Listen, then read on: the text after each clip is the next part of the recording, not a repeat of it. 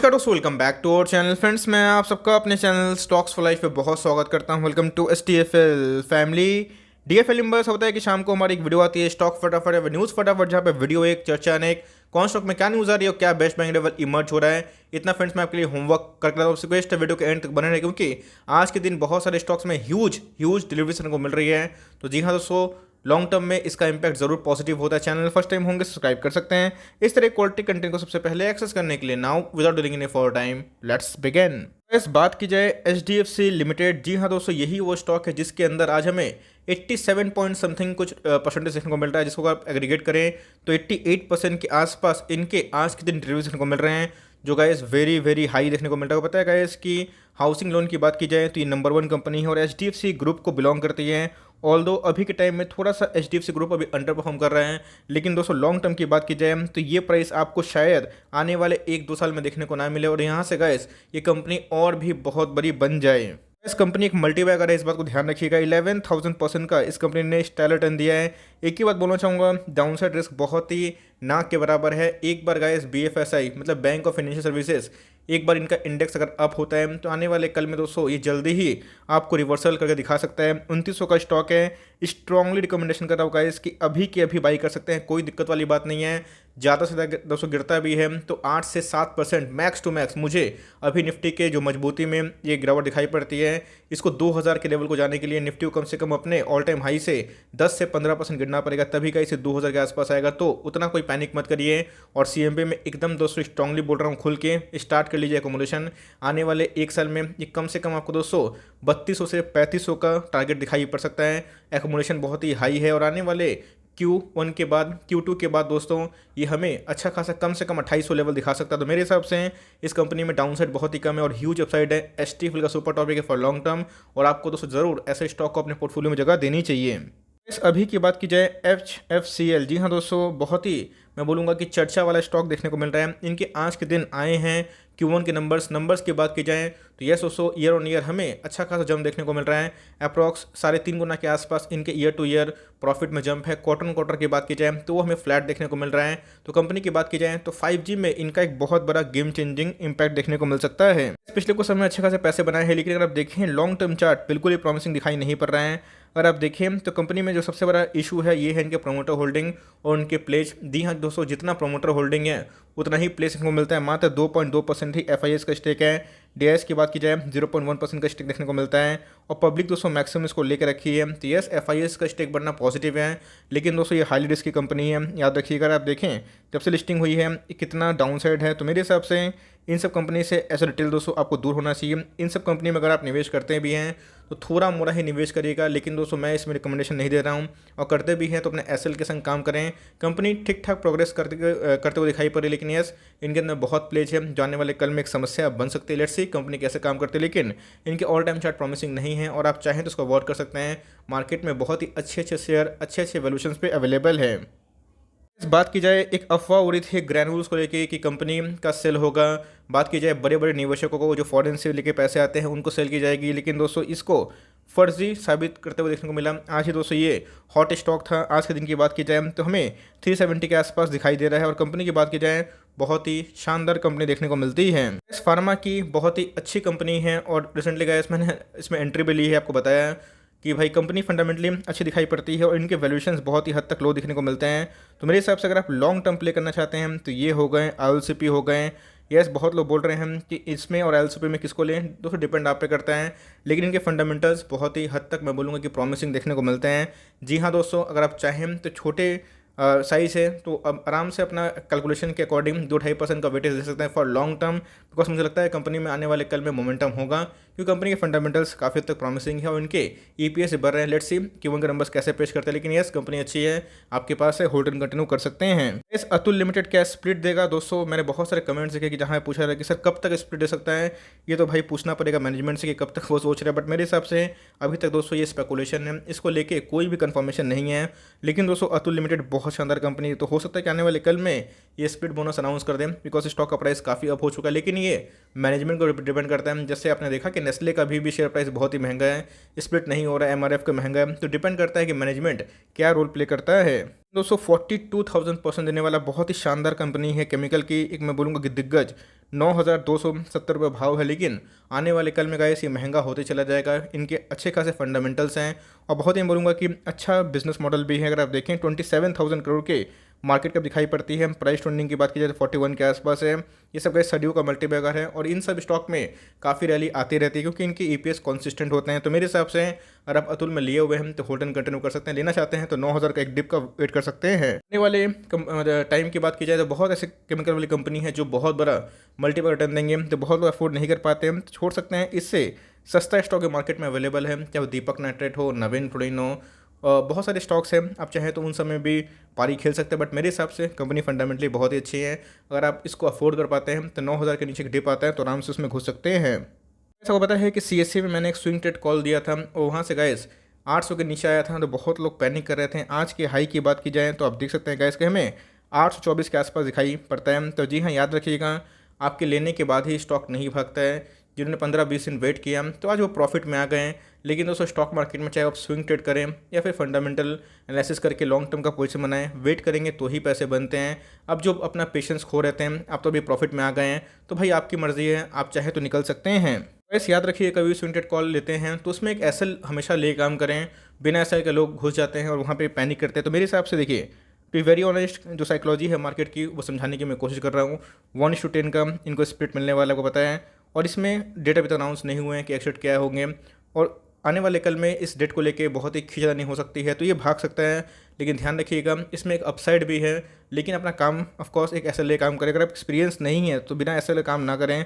और जो बहुत पैनिक कर रहे थे तो देखो भाई, प्रॉफिट में आ चुके हैं आप, मर्जी आपकी है, आप चाहे तो निकल सकते हैं। लेकिन मुझे लगता है कि अगर आप वेट करते हैं तो ऑफकोर्स एक अपसाइड हो सकता है, लेकिन अपना एसएलए काम करे। और जिनको अच्छा खासा मुनाफा हो रहा है तो अपना चाहे तो पार्शियल प्रॉफिट बुक कर सकता है, बट मेरे हिसाब से एक्सिट के पहले गाइस एक बार 900 की जर्नी कर सकता है, ऐसा मेरा अनुमान है।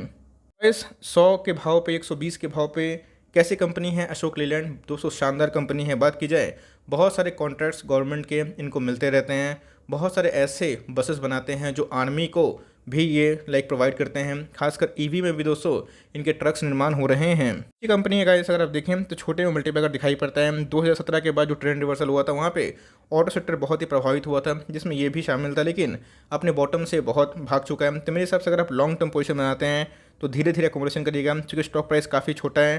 तो ऐसा नहीं कि 1,000-5,000 स्टॉक खरीद लें। अगर आपको कंपनी पसंद आती है तो 5 स्टॉक 10 स्टॉक करके हर 5 दिन 7 दिन के गैप में एकोमोडेशन करते रहें। लॉन्ग टर्म में कंपनी फंडामेंटली बहुत ही शानदार है। अगर आप इसको लंबा सोचते हैं तो जी हाँ, ज़रूर रिवॉर्ड कर सकती है। ये हो गए मदरसन सुमी हो गए, सब छोटे में अच्छी कंपनी दिखाई पड़ते हैं आपके पास से, आराम से होल्डिंग कंटिन्यू करें। बहुत ही सही प्राइस पे मिल रहा है। मेरे हिसाब से ज़्यादा डाउनसाइड पॉसिबल नहीं है। 120 के आसपास मिलता है तो फ्रेश एंट्री की जा सकती है, और कभी भी अगर 115 के आसपास मिले तो वहाँ पे दबोच लीजिएगा, बिकॉज डाउनसाइड उसके बाद मुझे थोड़ा कम दिखाई पड़ता है। लेट्स सी क्या होता है, बट मेरे हिसाब से कंपनी फंडामेंटली अच्छी है, छोटे में काफ़ी मजबूत है और काफ़ी प्रॉमिसिंग भी। आप चाहे तो होल्ड एंड कंटिन्यू कर सकते हैं। बस गिरे भाई, रिलैक्सो गिर नहीं रहा है, मज़ा नहीं आ रहा है। जी हाँ दोस्तों, पिछले कुछ समय से बहुत तेज़ी देखने को मिल रही थी, अभी थोड़ा वॉल्यूम लॉस हो रहा है, बट कोई दिक्कत वाली बात नहीं है। रिलैक्सो गाइस आपको आने वाले कल में बहुत पैसे बना के दे सकता है। आज के दिन की बात की तो फ्लैट कारोबार था, इतना गिरे उतना उठाइए। इन सब स्टॉक में दोस्तों ज़्यादा डरिएगा मत, क्योंकि ये सब क्वालिटी वाले स्टॉक है। ये सब प्रूवन मल्टीबैगर ही नहीं बल्कि आने वाले कल के मल्टीबैगर रहेंगे, क्योंकि ग्राउंड पे मजबूत बिजनेस देखने को मिलते हैं और ऐसा काम करती है कि भाई इनके चप्पल जूते सबको यूज़ करते हैं। तो अगर आप देखें तो यहाँ पे हमने कितना रिकमेंडेशन की थी, उसके बाद स्टॉक का प्राइस बहुत भाग गया। तो डिप आता है तो कर सकते हैं यस बिलो, चाहे तो सीएमपी में थोड़ा थोड़ा बाई कर सकते हैं, लेकिन कभी भी 1130 के नीचे आता है, 1100 के नीचे आता है तो वहाँ का ऐसे एक वैल्यू आती है। और कभी आपको गलती से 1050 के नीचे आ गया तो भाई दबोचना है, बिकॉज मैं 1000 के नीचे एक्सपेक्ट नहीं कर रहा हूँ और वहाँ एक डिप मिलता है एक नया हाई लगाने से पहले, तो आपको ज़रूर एंट्री मारनी चाहिए। बस आ चुका है ट्राई का डेटा, और यहाँ पे अगर आप देखें तो रिलायंस जियो ने एयरटेल से बाजी मारी है, मे के डेटा में दिखाई पड़ रहा है। और दोस्तों ये मैं बोलूँगा कि बहुत ही पॉजिटिव न्यूज़ रिलायंस जियो के लिए। ऑफकोर्स रिलायंस जियो के लिए पॉजिटिव न्यूज़ होगी तो किसके लिए होगी, रिलायंस के लिए भी होगी। रिलायंस दोस्तों आने वाले कल में ये मत सोचिएगा कि भाई आपको दीपक नाइट्रेट रिटर्न दे, लेकिन यस मुझे पक्का यकीन है कि आने वाले कल में ये आपके पैसे कंसिस्टेंट बढ़ाएगा और बढ़ाते चला जाएगा। तो निफ्टी में अच्छा खासा वेटेज है आपके पास है फोलियो में, तो आराम से होल्ड एंड कंटिन्यू कर सकते हैं। बाई करने का इंटेंशन रखते हैं तो ऑफकोर्स बाई कर सकते हैं, खराब प्राइस नहीं है और कभी भी मिलता है 2050 के नीचे तो आराम से एंट्री हो सकती है। Guys is this a sign of a trend reversal? Of course दोस्तों, मुझे अभी तक ऐसा लगता नहीं है। 14 जुलाई को उनको नंबर आने वाले हैं, उसके पहले एक प्रॉफिट बुकिंग देखने को मिल रही है। जैसे बताया कि अभी अगर निफ्टी आईटी दबेगा तो इसमें जो बैंकिंग वाले स्टॉक्स है वो आगे बढ़ सकते हैं। लेकिन इन्फोसिस की बात की जाए तो गाइस ये खरा सोना स्टॉक है, डेफ्री कंपनी है, ह्यूज इनके आरओई है, अच्छे खासे रिजर्व सरप्लस है। तो मेरे हिसाब से डाउन साइड जितना ही मिलता है आपको दोस्तों इन्फोसिस को ज़रूर सम्मान करना चाहिए। सब बहुत ही मुनाफा में है, प्रॉफिट बुक करना है तो मेरे हिसाब से एक बार क्यूएन के नंबर्स देख लीजिए। अगर आप नंबर से ओके हैं देन भाई आप कंटिन्यू कर सकते हैं, नहीं ओके हैं आप चाहें तो प्रॉफिट बुक कर सकते हैं। बट येस, ये सब गाइस नेवर सेल कैटेगरी वाले स्टॉक है, गिरता है तो कोई दिक्कत वाली बात नहीं है। अब पिछले कुछ समय से अगर आप देखें तो इसने बहुत पैसे बना के दिए हैं, तो भाई इसमें करेक्शन देता भी है तो एक वेलकम होना चाहिए। तो सीएमपी में 1550 खराब लेवल नहीं है, लेकिन अगर आपको फ्रेश एंट्री अच्छा लेवल पे करना है तो 1520 से 1510 ये इनके अल्टीमेट एक सपोर्ट जोन दिखाई पड़ सकते हैं। तो 1500 का लेवल अभी तोड़ना नहीं चाहिए, लेकिन हो सकता है कि एक डाउन साइड आ जाएगा निफ्टी आईटी में प्रॉफिट बुकिंग हो। बट मेरे हिसाब से इनके नंबर्स हेल्दी आने का अनुमान है as per the many brokers. Let's see numbers क्या आते हैं। जैसे ही गाइस 14 जुलाई को नंबर आएंगे परसों के दिन, वैसे ही मैं आपको सबसे पहले अपडेट कर दूंगा। एफएल की बात की जाए, आपको मैंने एक न्यूज़ कल के दिन साझा की थी, बताया था कि एफएल में क्या खेल हुआ। नोमुरा ने डाउनग्रेड किया, अपने 1.54% स्टेक से कितना कर लिया 1.79%, मतलब खुद ही डाउनग्रेड करते हैं और खुद ही उधर पे एक्मुलेशन कर लेते हैं। कोई घबराने वाली बात नहीं है, एफएल बहुत ही क्वालिटी वाला स्टॉक है। हो सकता है गाइस कि ये 4000 के लेवल को भी रिटेस्ट करे और एक इधर पे पैनिक मचाया जाए, लेकिन याद रखिएगा एफआईआईज ने, डीआईआईज ने और नोमुरा खुद ने, ये तीनों ने गाइस अपने स्टेक को बढ़ाया है। तो आगे मर्जी दोस्तों मैं आपके ऊपर छोड़ता हूँ, ऑफकोर्स मैं आपको फोर्स कर नहीं सकता हूँ। आप चाहें तो होल्ड एंड कंटिन्यू कर सकते हैं और चाहे तो एग्जिट भी कर सकते हैं, बट मेरे हिसाब से मैं इसको होल्ड एंड कंटिन्यू करूँगा। और गिरता है 4000 के आसपास, 4200 के आसपास, मैं फिर से इसमें अकोमोडेशन का मौका ढूंढूंगा आने वाले एक साल में। गाइस मुझे पक्का यकीन है ये आपको यहाँ से कम 2 गुना बहुत ही गुड केस में, बेस्ट केस में दे सकता है। लेकिन दोस्तों अगर आने वाले 6 महीना, 7 महीना, 8 महीना में भी ये कम से कम 30 से 50% का अपसाइड दिखा सकता है, तो मेरे हिसाब से एकदम सीएमपी में बाई करना स्टार्ट कर सकते हैं। और कभी 4200 के आसपास मिलता है तो आराम से बाई कर सकते हैं। इस नमूरा को जब ये काम करना था तो उन्होंने डाउनग्रेड क्यों किया समझ में नहीं आया, बिकॉज स्टेक अपने बढ़ा लिया गया और भाई दूसरे को लाइक पैनिक मचाया गया। तो होता है गाइस कि स्टॉक में काफ़ी मोमेंटम आ चुका था तो प्रॉफिट बुकिंग होती है, लेकिन कंपनी फंडामेंटली बहुत ही अच्छी है।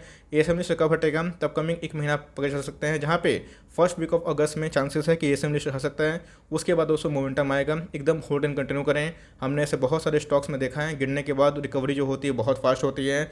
एकदम शॉर्ट टर्म में पेन देगा, लॉन्ग टर्म में गेन ही गेन है। तो आने वाले 6-8 महीना, साल भर के सोचते हैं, do not worry, because FIS ने, डीआईएस ने, सब ने अपने स्टेक को बढ़ाया, इस बात को ध्यान रखें। इस डिविस लैब में धीरे धीरे माल इकट्ठा करना स्टार्ट कर लीजिए। ये एक ऐसी कंपनी है फार्मा की जो मुझे बहुत पसंद है और आपको मैंने इसकी ताकत बताई है 3000 के लेवल से। आज कितना हो चुका है दोस्तों, 50% महंगा हो चुका है, 4600 के लेवल पर दिखाई पड़ रहा है। दोस्तों 4 क्वार्टर में इनके 1-2 क्वार्टर ऐसे होते हैं जो एस्टीमेट को बीट करते हैं और दोस्तों मल्टी बैगर का बाप है, 50,000% रिटर्न देने वाले कंपनी है। कोई छोटी मोटी कंपनी नहीं दोस्तों, एक बड़ी जाइंट कंपनी है। 3 सब स्टॉक पे एसआईपी करें, ज़्यादा डिप करेक्शन देता नहीं है, कभी 10-15% मिल जाए तो वहाँ बल्क कर दीजिएगा, लेकिन ऐसे स्टॉक को धीरे धीरे अपने पोर्टफोलियो को बिल्ड करने के लिए कोशिश करिए। क्यों के पहले गाइस मुझे लगता है कि 4800 के लेवल को एक रिटेस्ट मार सकता है। इस बात की जाए प्रभुदास लीलाधर ने पेट्रोनेट एलएनजी को अनुमान किया है कि इनके प्रॉफिट Q1 में 49.2% के आसपास बढ़ सकते हैं। ये इनका प्रीव्यू है जो 700 करोड़ के आसपास है, जो मैं बोलूँगा कि बहुत ही पॉजिटिव न्यूज़ है। एकदम होल्ड एंड कंटिन्यू करें, खोने के लिए कुछ नहीं है, पाने के लिए बहुत कुछ। सेम गाइस मैंने मनापुरम फाइनेंस में 2-3 महीना पहले बोला था 142 के लेवल पे, आज 185 के लेवल पे है, 30% अप हो चुका है। आराम से पेशेंस रखिए, आपके प्रॉफिट जरूर बनेंगे। कुछ समय से ह्यूज एकोमोलेशन है, एकदम दोस्तों एकोमोलेशन अगर किए हुए हैं टू नॉट पैनिक। हो सकता है कि पैनिक करवाने के लिए 220 का लेवल को तोड़ा जाए, लेकिन दोस्तों 220 का लेवल तोड़ता है तो सुपर एमओएस का लेवल है, जहाँ पे खोने के लिए मैं फिर से बताना चाहता हूँ कुछ नहीं है। सेम मनापुरम फाइनेंस ने में जिन्होंने अपने पेशेंस को लाइक छोड़ दिया, उनका लॉस हो गया, उनको प्रॉफिट नहीं मिला, लेकिन जिन्होंने पकड़ कर रखा तो दोस्तों जो प्रॉफिट में है तो मेरे हिसाब से वही है। ये बहुत ही बेस्ट अंडर वैल्यू स्टॉक है, पिछले कुछ समय से ह्यूज एक्मुलेशन हो चुका है। आने वाले कल में प्रॉफिट अगर अच्छे हो गए तो भाई ब्लास्ट एकदम दे सकता है। कोलगेट कैसी कंपनी है, ऑफकोर्स इनका दोस्तों मंजन यूज़ करो और इनकी बिजनेस को भी कर दो। टिवेरियन कोलगेट पाल्मोलिव की बात की जाए तो बहुत ही शानदार कंपनी है। ये Dabur India consistent wealth maker हैं। भाव की बात की जाए तो 1732 के आसपास है। आप देखिए दोस्तों, अगर आपको स्टॉक मार्केट में कोई सेफ स्टॉक में निवेश करना है और वो कंसिस्टेंट भागते रहें तो गाइस ये उनमें से एक है। कोलगेट एक one of the best company है और इनके बिजनेस आने वाले इंडिया में चलते ही रहेंगे। लेकिन याद रखिएगा ये सब कोई मल्टीपल रिटर्न नहीं देते हैं, लेकिन आपके कंसिस्टेंट पोर्टफोलियो को बिल्ड करते हैं और एफडी से बेटर रिटर्न प्रोवाइड करते हैं। इस इधर पे अगर आपको ध्यान है, थोड़ा रिस्क अफोर्ड कर सकते हैं स्मॉल कैप में। हिंदुस्तान फूड पे ज़रूर करिए। हिंदुस्तान फूड दोस्तों एक बार ASM से हट जाएगा तो इसमें फिर से मोमेंटम आ सकती है। इसमें वही कहानी हुआ है, अगर आप देखें ऑल टाइम हाई से 20-22% करेक्ट हो चुका है, बट कंपनी की बात की तो फंडामेंटली बहुत ही शानदार है। लोग इधर पूछते थे कमेंट में सर लेना कब है, इधर नहीं पूछते हैं। अगर आप स्टॉक को ट्रैक करते हैं, कंपनी पसंद है तो आराम से उठा सकते हैं। डाउनसाइड की बात की जाए तो 200 पॉइंट है, अपसाइड की बात की जाए तो 600 पॉइंट है आने वाले कम से कम 2-3 क्वार्टर में। तो 1:3 का रिस्क रिवॉर्ड है, आराम से धीरे धीरे चाहे अकोमोडेशन कर सकते हैं एच फूड में। बात की जाए बार बार ब्लैक रोज 200 का लेवल को क्रॉस करने की कोशिश कर रहा है। आज के भाव की बात की जाए 190 के आसपास की क्लोजिंग है और गैप अप ओपनिंग होती है, उसके बाद प्रॉफिट बुकिंग होती है।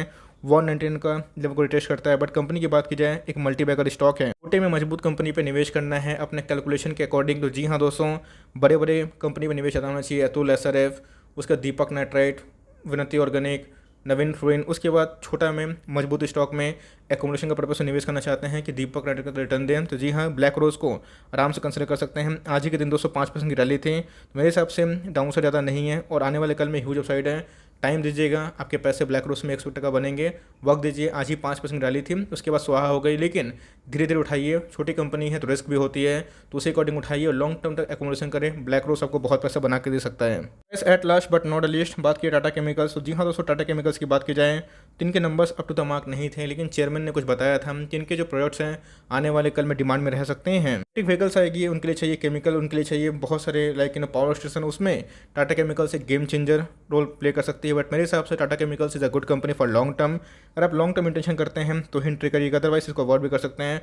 थोड़ा उछल कूद करती है as compared to other chemical companies, लेकिन EV में बहुत ही इंपॉर्टेंट रोल होने वाला है। लिए हुए हैं तो आराम से होल्ड एंड कंटिन्यू करें। ऊपर नीचे गिरावट से डर लगता है तो उसकी जगह बहुत ही अच्छा विकल्प है केमिकल में, लेकिन यस आने वाले कल में फ्यूचर बहुत ही ब्राइट है, आपके पास है, होल्ड एंड कंटिन्यू करें। So for timing that's the end of the stock फटाफट सीरीज। आई होप दोस्तों वीडियो के लिए हेल्पफुल है। कंटेंट से ले तो लाइक कर देगा, चैनल फर्स्ट टाइम होंगे तो याद से सब्सक्राइब करना भूलिएगा। फर्दर कोई डाउट उसको ड्रॉप कर सकते हैं, कुछ रिव्यू चाहिए उसका नाम ड्रॉप करना भूलिएगा। I would love to make a video on your demand guys. मिलते हैं जल्दी ही, तब तक के लिए bye. Thanks for listening friends, God bless you all.